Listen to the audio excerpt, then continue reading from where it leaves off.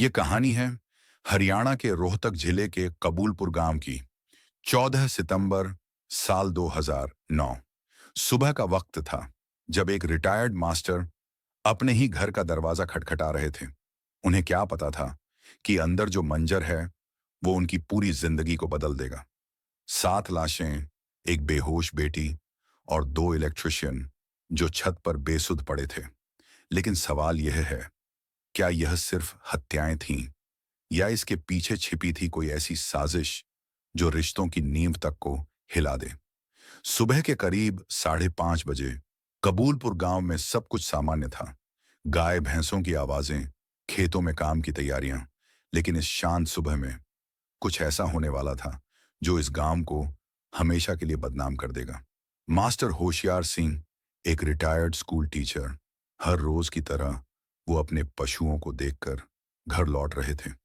उनका बड़ा बेटा सुरेंद्र, उसकी पत्नी प्रमिला और उनके बच्चे उसी घर में रहते थे। मास्टर जी की रोज की आदत थी सुबह सुबह दरवाजा खटखटाने की। वो अपने बेटे बहू को जगाते थे ताकि भैंसों को चारा पानी दिया जा सके।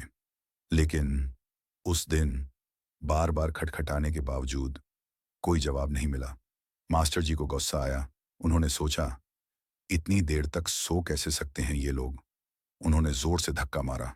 दरवाजा खुल गया और सामने जो मंजर था उसने उनके पैरों तले जमीन खिसका दी। उनका बेटा सुरेंद्र और बहू प्रमिला बिस्तर पर पड़े थे, लेकिन वो सो नहीं रहे थे, वो मर चुके थे। मास्टर जी ने उन्हें हिलाने की कोशिश की, अपनी छड़ी से छुआ, लेकिन कोई हरकत नहीं। उनकी सांसें थम चुकी थीं और जैसे ही मास्टर जी ने घर के अंदर कदम रखा, उनका दिल और जोर से धड़कने लगा। 4 पोते पोतियां, अरविंद, सोनिका, मोनिका और विशाल, वो भी अपने बिस्तरों पर मरे हुए पड़े थे। सोचिए दोस्तों, एक पिता, एक दादा के लिए ये कितना बड़ा सदमा होगा। लेकिन कहानी यहीं खत्म नहीं होती।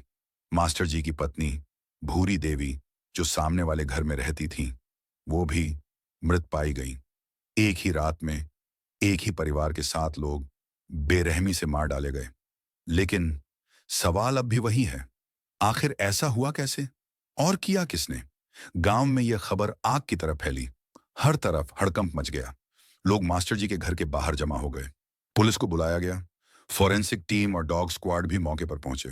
पुलिस ने जब घर की तलाशी ली तो और भी चौंकाने वाली बातें सामने आईं। सुरेंद्र और प्रमिला की बेटी सोनम, जो उस समय 19 साल की थी, बाथरूम में बेहोशी की हालत में मिली। उसके मुंह से झाग निकल रहा था जैसे उसने कोई जहर खाया हो। छत पर 2 इलेक्ट्रिशियन, सुनील और मनोज, वो भी बेहोश पड़े थे। पुलिस ने तीनों को तुरंत रोहतक के पीजीआई अस्पताल में भर्ती करवाया। लेकिन दोस्तों, यह तो सिर्फ शुरुआत थी।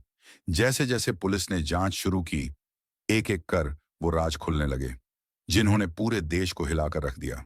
सबसे पहले प्रमिला के मामा ने पुलिस को बताया कि सुरेंद्र और उसका छोटा भाई करमवीर, जो अलग घर में रहता था, उनके बीच पुरानी रंजिश थी।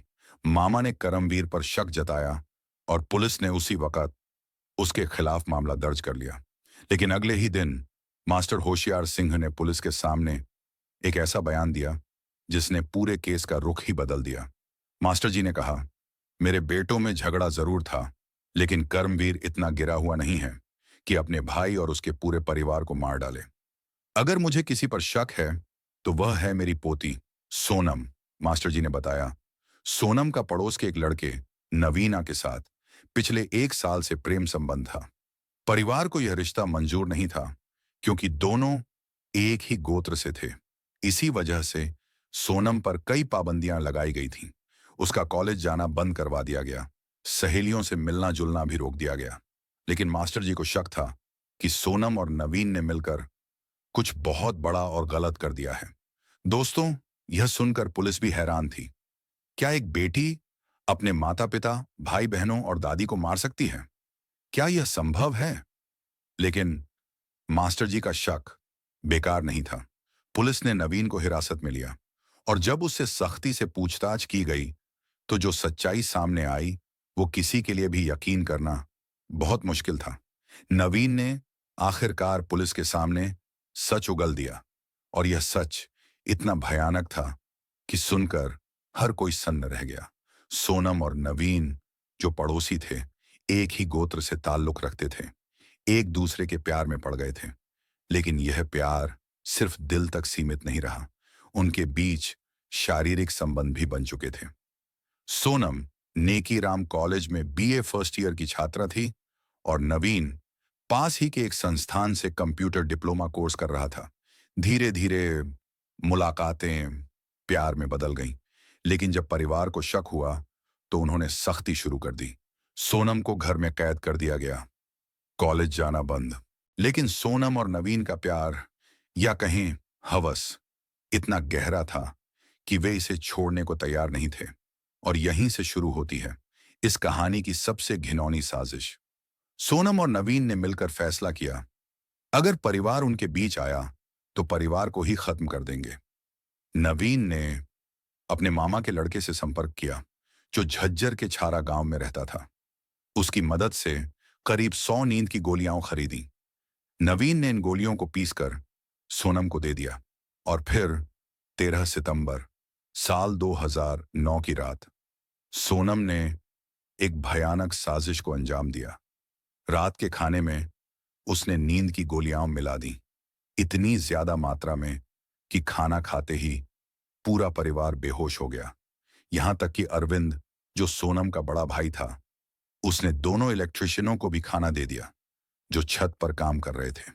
जब सब गहरी नींद में डूब गए तो सोनम ने नवीन को फोन किया।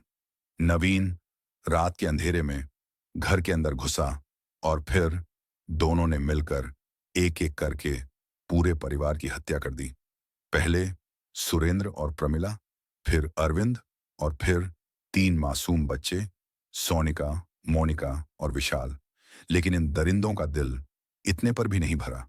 वे सामने वाले घर में गए जहां मास्टर जी की पत्नी भूरी देवी सो रही थी और उन्होंने 60 साल की बुजुर्ग भूरी देवी की भी निर्दयता से हत्या कर दी।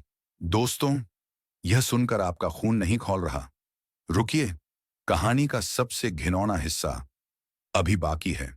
इन हत्याओं के बाद सोनम और नवीन ने सिर्फ अपने परिवार को नहीं मारा, बल्कि भूरी देवी के बिस्तर पर ही शारीरिक संबंध बनाए।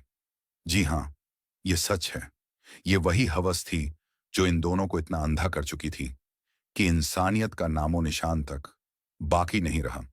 पुलिस ने जब इस मामले की तह तक जाकर जांच की तो उनके पास ढेर सारे सबूत थे।